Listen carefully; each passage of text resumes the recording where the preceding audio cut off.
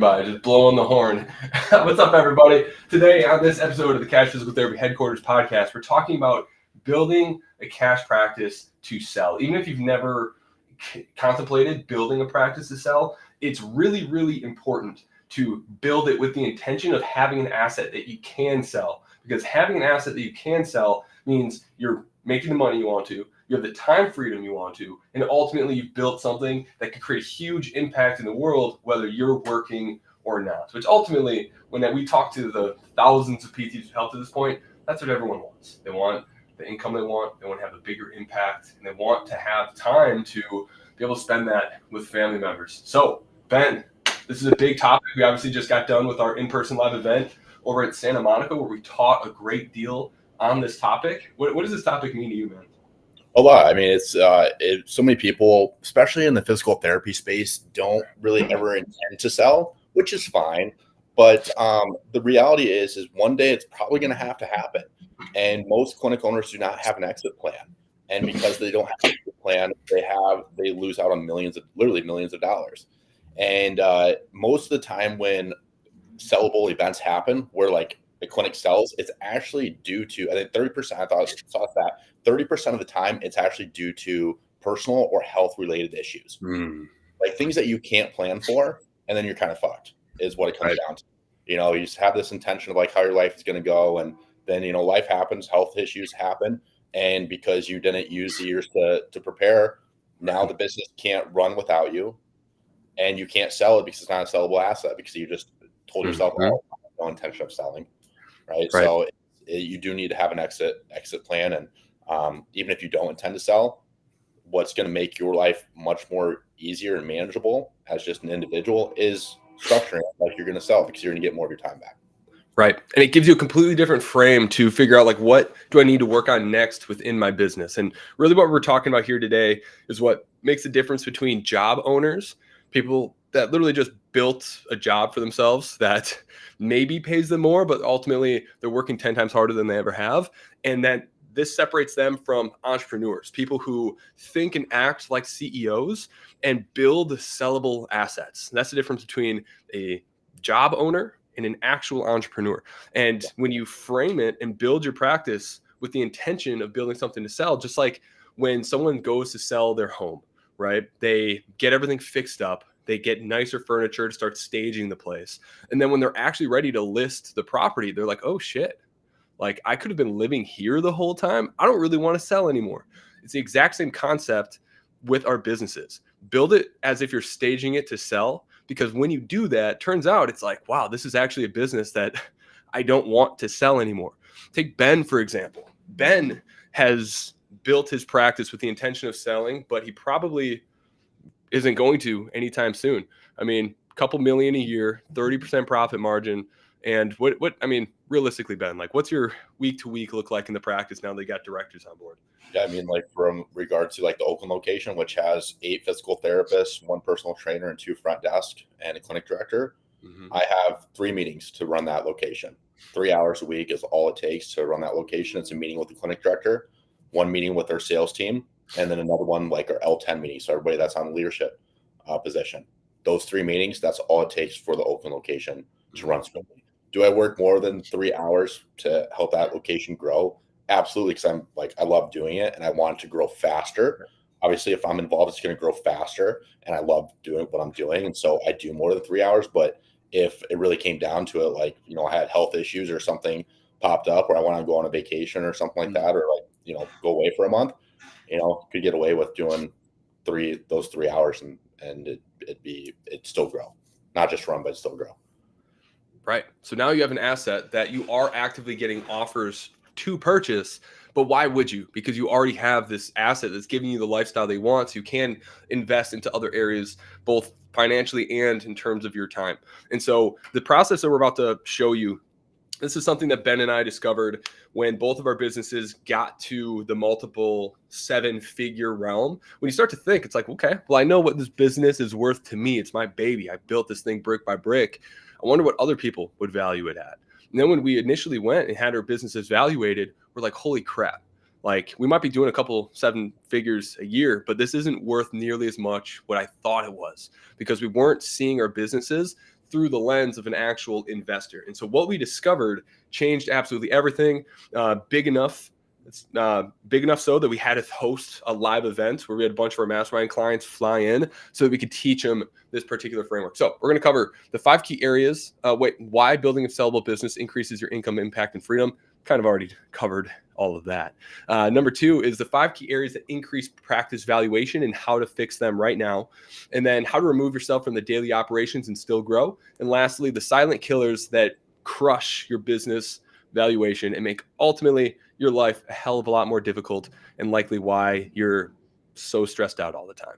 So we already kind of covered like why building this business makes the most sense, because your priorities may change one day. Ultimately, you're building this business to have a bigger impact, make more money, and have more time. Okay. In order to have more time, we need to start thinking like an actual CEO and systematically grow our business so that we're not busy doing a bunch of just random tasks every day, but we're focused on the core things that are actually moving the needle, that are increasing profit and giving us back our time. Okay. If you grow your business with that, you're going to grow a hell of a lot faster than most practices, as Ben did. And you're going to find that you have way more time to focus on high level tasks. So let's go right into the 5 key areas that increase practice valuations. Number 1 is profit. Okay, Ben, let's talk about this one, because people get this so wrong and make their lives so freaking hard. I got off a call with someone a week ago whose quarterly goal was to get to 10% profit. And she was really proud of her 5% profit. And it was like, I know she was telling me how stressed she is, but she was like proud of that. And it's like, someone should have told her earlier. So let's talk about it. Yeah, I mean, that's insane. You run $1 million practice at 5% profit margin. That's a $50,000, like you're better off. I can only imagine, she's probably not even had $1 million practice. I can only imagine, like all this work that she's putting in and the time that she's putting in, how little her time is worth. I mean, not doing math really quick, but probably like a $15 to $20 per hour pay rate. If you're working 60 80-hour weeks and you're paying yourself $50,000, that's, again, if she has $1 million practice, right? That's a lot of stress when you honestly be better off just getting a PRN job or working somewhere else at that point. Heck, even working out. I mean, it's extreme, but like you're pretty much getting the same pay rate as McDonald's. Yep. Worker at that point. Right. But you're so much more stressed. And even if you are doing 7 figures without profit, your business is worth nothing. So you can't even sell it if you want to, which is embarrassing. And it's a sad way to live. Okay. And it's mostly on like coach's fault, because everyone romanticizes these big revenue numbers. And so people make growth decisions based off of increasing revenue without looking at profit. But profit is where all the leverage is. Okay. A practice, one of our clients, he's not our biggest client, but he's making more than most of the clients in our programs that are making way more than him, because he's doing $60,000 a month, but he has a 41% profit margin. That means he has $24,000 a month that he can either reinvest into the business or just take home. Do you think his life is harder or easier than the business doing $100,000 a month, but only has a 10% profit margin? Okay. Which business would you rather have? The smaller one with the higher profit margin. So the biggest mistake most people are making early on is they're making revenue decisions, not profit decisions. You should aim for, if you're solo, your profit margin should be closer to 50%. If you've grown and started to scale the business, got your own space, maybe have an admin or someone on your team, 30% is where you should be. That is a healthy business. If you're way over that, you're probably not spending enough. If you're way under that, you're an operational nightmare. You're probably winging it every day. Anything to add to that, Ben? No, it's if that's really the only thing that matters is profit. Right. So who cares about revenue goals? Like, honestly, right. It's the only thing that changes your life is profit, not revenue. Right. And so a big factor that's going to determine the value of your business is your EBITDA. Ben, explain what EBITDA is for everybody, because I know at our mastermind, even people didn't really know what it is. Yeah, in most simplest, that's the thing too, is we can make it very complicated, but in the physical therapy space, it's simply what is your profit, more or less. So EBITDA will take in like after taxes, after profit, stuff like that. Like that's what your EBITDA is. And so just keep it very simple for our listeners, It's just pretty essentially your profit. There's different things that go and factor in evaluations when it comes to EBITDA for other businesses, but just to make Right. it very clear, it's just profit. Right. So, Right. not, It stands for earning before interest, taxes, depreciation, and amortization. Okay, it's just a fancy word for profit, basically. But you need to understand that term if you're going to be good at business. And so that's the number one thing. If you're early in your business, it's the only thing you should be focused on. Is this decision going to increase profit? And if it doesn't, probably not worth your time. Okay. Now, the other things that are going to improve your valuation of your business is your revenue growth year over year. What is your growth percentage? So you basically take the previous year divided by the current year to calculate what your average growth rate is. And so you're looking to be above or at 30%. That's a really good growth rate for a practice.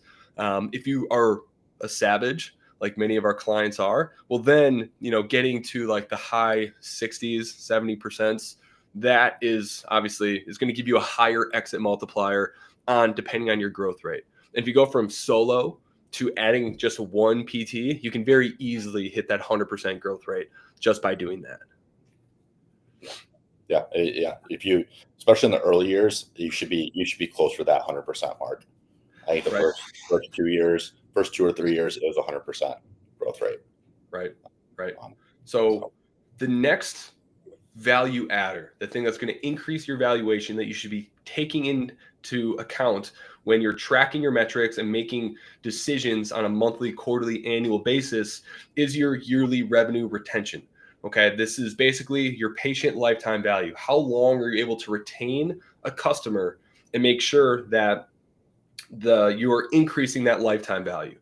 Because the higher your lifetime value, the more you can spend to profitably acquire a patient. And if you can spend more to acquire a patient profitably than everyone else in your market, then you're going to dominate them every single time, as Ben has. You want to talk a little bit about that, Ben? Yeah, essentially, like if you are only charging like 100, 150 bucks a session and somebody sticks around for, let's say you're really good with retention, you have somebody stick around for 10 sessions, let's say 10 sessions at 100 bucks, that's $1,000 lifetime value. Mm-hmm. Versus my practice, we average around $231 per session. And so that's $2,300. So we essentially have almost 2.5 times as much LTV as somebody that just charges $100, or in a lot of cases, the insurance-based clinics, right? So I can outspend them on Facebook ads. I can outspend them on Google ads. I can hire best of the best for marketing. I can invest in better business coaching. I'm just better leverage, and profit margins are better. I can pay people better. Like a lot of clinics are having a hard time attracting, especially in the Bay Area. The cost of living is so high. A lot of clinic owners are having a hard time recruiting, and they cannot charge enough to be able to attract people in the Bay Area to work for them as a physical therapist.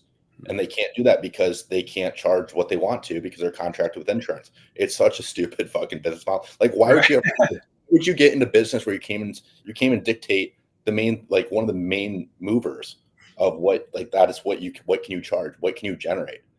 So that's a big level up that we have as cash-based PTs. We can charge what we want. We're not capped. So our LTV is not impacted. So for those that talk about how insurance model is better than cash-based, I don't understand how you make that argument. You can't even set your own rates. Like, it just doesn't make sense. Right. So. Well, they're indoctrinated into the idea that you can only help people when they ask you for help, but most people don't know what it is that they actually need. And so what's better? Waiting for someone to ask you and to learn what it is they actually need to come and ask you for the help and only give them what they ask for? Or is it better to be a master of your craft and be able to lead people and tell them what it is that they need and help them shift the beliefs that are necessary to get them the long-term results that they want? So is it really a better model, or are you just afraid to step into the light and actually lead people? Yeah, what it comes down to. Right. So lifetime value, very, very important, because the other side of that is if you don't have great lifetime value, that means you're churning out patients faster, which means you need to spend more to acquire more patients, which increases your expenses. So the lower your lifetime value, the higher your marketing costs, the lower your profit. And so The greater you're able to retain clients year over year, the less you have to spend on marketing, better the profit margin. Okay. So those are the things, these are the metrics you need to be measuring every single month. And every decision you make needs to be based on one of these factors. And if it's not on one of these factors, then it's not a smart business decision. There's something else you could be working on that's going to be better for the business and the impact you're trying to have. Now, that is a perfect transition to the final piece here, which none of you have likely heard of. It is your LTV, lifetime value to CAC, customer acquisition cost ratio. Okay, it's the ratio between how much people spend with you and how much it costs to acquire them. This is one of the most important ratios in your business, because it's going to tell potential investors, how much does it cost me to make this much? So if it costs me $100 to acquire a patient and they spend $2,000 with us, well, that is a really, really healthy business that people would want to acquire, because you already have a system for basically being able to, what is that, 20x every dollar you put into that business. Mm-hmm. That is the ratio they're looking for. So increasing your lifetime value while reducing your average cost per acquisition for your customers. And so we already talked about how to calculate your lifetime value. How to calculate your customer acquisition cost is your total time and financial investment in acquiring your patients. It could be the ad revenue or the ad spend that you're putting into ads. It could be the time that you are spending to network and to do workshops. Well, what is your future hire's hourly rate that would cost you to do that same work? So if you're solo, to get an accurate estimate on your customer acquisition cost is, imagine if you weren't the one doing it, if you were paying an employee to do what it is you're doing. What is the hourly rate? How much does that cost you? And then divide that by the total number of new customers that have been acquired over the last 6 months, the last year, the last month, however long you've been in business. A trailing 12 month is the best case scenario. So that's your customer acquisition cost. Now, the ratio between your lifetime value to the customer acquisition cost, the higher the number, if you can get to that 10, around 10, that's a really, really healthy multiple. Ben, do you remember what yours was when you went through this sort of thing? Yeah, we average right around 14 and a half. Outrageous. Outrageous. Okay, so those are all the things that really every decision you make in business should be centered around moving the needle on those four different things. Now, each one of those, depending on where you land, is going to give you a different multiplier that you can exit your practice around. So those are the things that you should really be focused on in the early stages of your business. Now, this is kind of a good segue, okay? Because the number one thing that's going to maximize the value of your business is that it can run without you. Because if you one day want to sell the practice, but the whole practice depends on you, let's tell them real quick about what the bus test is. Yeah, hit by the bus test. If you're hit by a bus today, what would happen to your practice? Would it last an hour? Would it last 24 hours? Would it last a week, months, years, stuff like that? So that's the big thing, is if you can't pass that, your business really isn't worth anything. And that's why I think it's so important to work your way out of treatment, at least down to at least 10 hours or less, ideally completely, unless you get a lot of fulfillment out of it. But I've worked myself out of treatment it's been almost 4 years now. And so now I've not just worked myself out of treatment. Now I've also worked myself out of the leadership position of managing the physical therapist, managing the front desk. The clinic director now does that, right? So because that clinic director is in place and essentially runs the show, it's not relying on me. I'm kind of there more or less to meet with them once a week to just kind of be the safety net. If they have questions about a decision to make, I help them think through that. I'm not actually making the decision. I'm mainly just helping them think through it and how to think, right? Because at this point, I'm not telling people what to do. I'm teaching them how to think. Because if I can teach them how to think, that's how the business continues to grow without me. Because they can make decisions like, if there's an issue with the Oakland location or the San Diego location, I feel comfortable with 99.9% of the decisions that they will make, because I know that they'll make the same decision I would have, because I've taught them how to think. And that is what's valuable. Because if I sell the practice, the buyer wants to know, hey, everything's going to run smoothly. I can confidently say that because I know that they think like me. Right. I've taught them how to think. and they can do that whether I'm there or not or available. Right. And so your practice is going to be sold around 3 to 5x if you can remove yourself from that business. Now, if the business depends on you and something changes in your life, maybe you're moving, maybe some emergency happens and you need funds, you want to sell the business. Well, if your business depends on you and have what's called key man risk, one of your value detractors, well then they might give you a decent valuation, but it's going to be performance based and it's going to require you to stay in the business. And to actually get those distributions and those payouts, you have to continue to run and operate that business and hit certain milestones. And there's a million different things that can happen over the 3 to 5 years. They're going to require you to work there that can tank the overall profitability of your business, and you might end up not getting anything. And so we got to remove ourselves from the business. And me and Ben's philosophy on doing this is to identify the things that take you the most amount of time and hand those off first. For most people, that means getting out of treatment so that you can focus on these value adders: revenue growth, EBITDA, annual revenue retention, and lifetime value. Okay. You need to get out of treatment so you can focus on growing the business. And so, Ben, you hired PT first. And then once you got out of treatment, well, then all of your time went to the front end sales and doing the admin work so that you could build the processes and SOPs around that. And then once you had the processes and SOPs for a proven system, that's when you replaced yourself. And now you have all of your time back to focus on these numbers. And then obviously to increase EBITDA and profit and revenue growth, well, then you just needed to add another PT. So is there anything else you want to add with like how to get yourself out of there? No, I mean, most of it's just a mental roadblock. Yeah. It's mainly the treatment. It's insane. That's honestly the easiest one. Easiest one from a logistical standpoint to hand off. But mentally, it is the hardest one for people to overcome. It's a very interesting phenomenon that we see. Not obviously I went through it myself, but seeing with clients too, it's a big hurdle mentally for people. But logistically, it's the easiest one to hand off for sure. The one that's most difficult is that clinic director position from a logistical standpoint, teaching somebody how to think like you and lead people and coach people. Like that's the toughest one to hand off. Yeah, the easiest one is honestly the treatment from legit. How many PTs did you hire before you brought on director? We had, again, this was around, again, across all locations, I was managing about a little over 10 people before I started bringing somebody on as a clinic director. So I pretty much had 10 direct reports to me, which just was a lot. Yep. So that's the thing too that people don't realize is, oh, I'll work myself out of treatment and then I'm good to go. No, you're still, if you grow a team, you know how you had like patients, you have, let's say 20 to 25 patients that you're treating.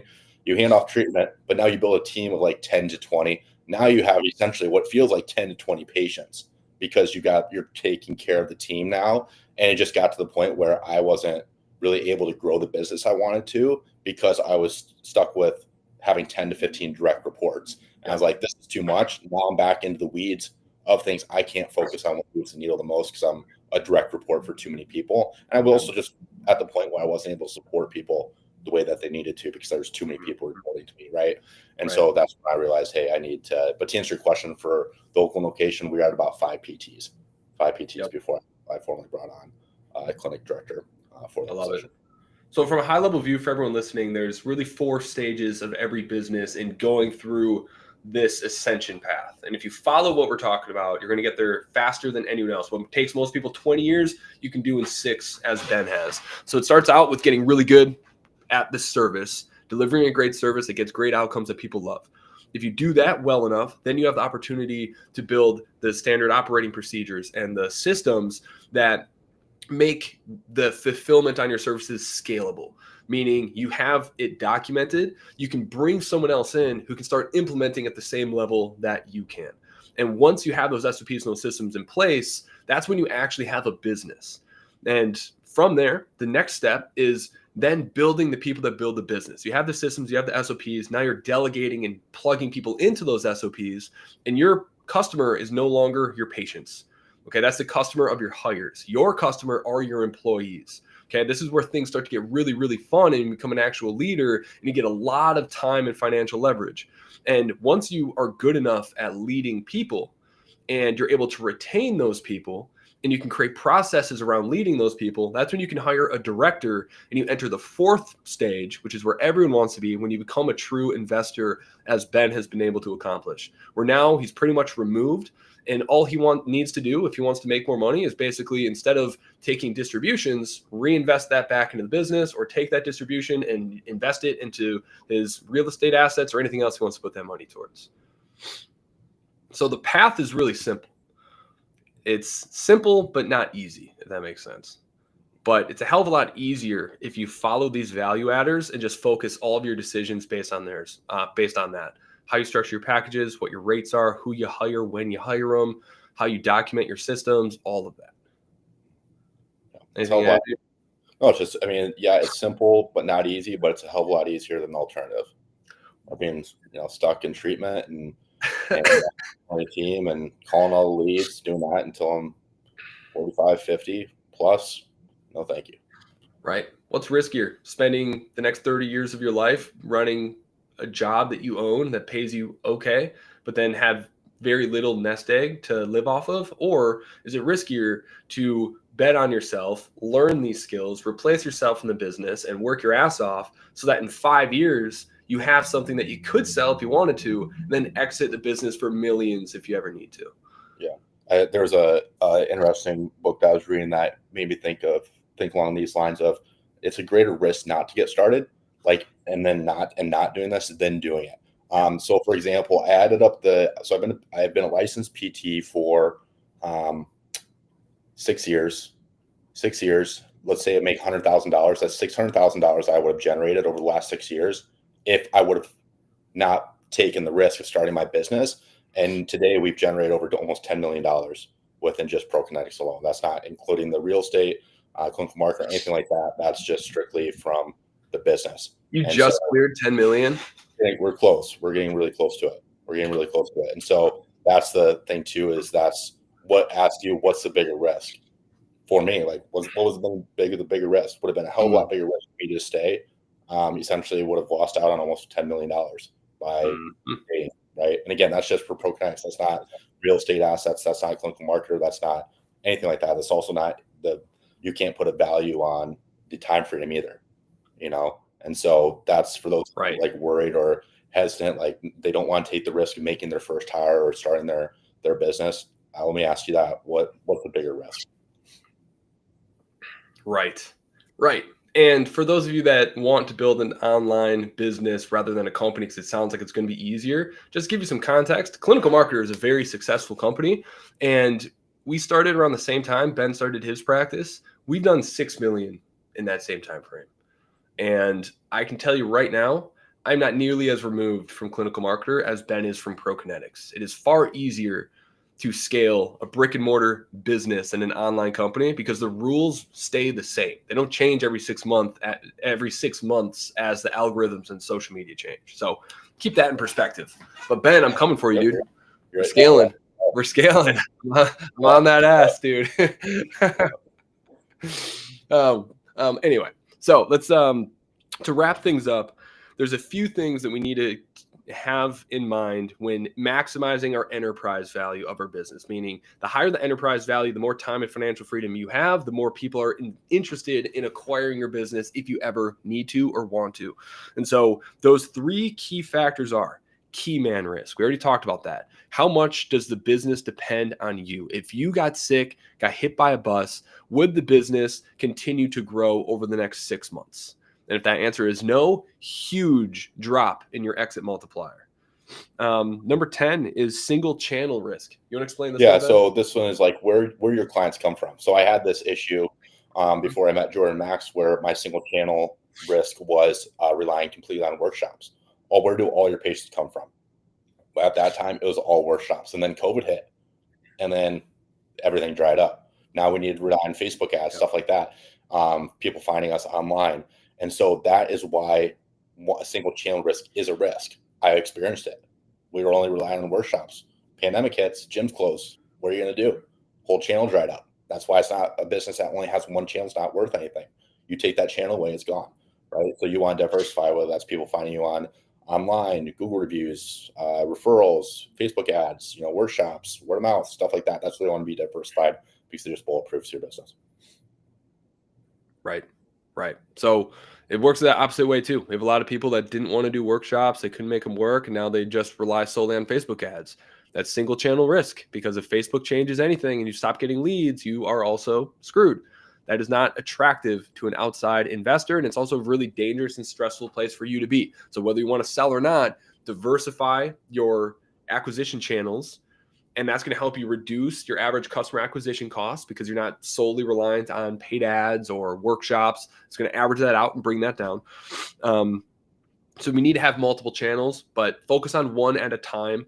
Get one channel to at least $10,000 a month. Once that is sustainable, start working on the next channel you have. The more channels you have, the faster you can grow, the more resilient your business becomes. The last one is data risk. And this one everyone hates. Which is funny, because you would never treat a patient without data. But for some reason, when it's analyzing our own businesses, suddenly research and data is like fucking unimaginable. Yeah. Yeah. And it's just, it's not fun to track numbers. Well, it is, I like to track numbers, but for most people, they don't like doing it. But it's, if you don't have data, it doesn't, how are you supposed to make decisions too? Right. It's running blind. It's making gut decisions. And a lot of people, like, they trust their gut, but it's like, your gut has never done this before. What does your gut know about what decisions need to be made? And is it really a gut decision, or is it a decision based in fear? That's really what it comes down to. And so you got to be tracking your numbers, and it needs to be something that we can automatically track our stuff. PT Everywhere has a great KPI dashboard. It doesn't track all the things that you need, but it can get you 80, 90% of the way there. And every single month, just track how many leads did you get? How many calls did you have? How many bookings did you have? How many shows did you have? How many conversions did you have? How much did people spend? How much did it cost to acquire them? If you just track those at the end of every single week, well, then every single month you can say, like, okay, here's where we ended up. Here's what I want to accomplish next month. If I increased each one of these things by 5%, which one of them would have the greatest impact on profit? That's going to tell you what you should focus on every single month, rather than letting gut and intuition drive you, especially when 90% of businesses fail. What do you think all those people have in common? They're listening to their gut and not data. Okay. So if you don't have data, you have low risk, because no investor is ever going to believe that your numbers are just like what you tell them they are. Cool. Anything to add to that, Ben? Cool, everybody. So this is how you maximize the enterprise value of your business, and how you build something to sell, even if you never actually want to sell. Because ultimately, the business that people want to buy is the business that you love, doesn't take a lot of time, and provides for you and your family for the long haul. So start when early as possible in the practice launch journey of building it to sell, because that's how you get the time and financial freedom, and it gives you all of the leverage and options you could possibly ask for should anything happen down the road in your future. Make sure that you're prepared. If you have questions on this, let us know. If you'd like to work with Ben or I, go to clinicalmarketer.com and book a call. We'd love to talk with you and do a practice audit to figure out exactly where you're at and how we could potentially help you grow faster, safer, and impact more people. So thanks for listening, everybody.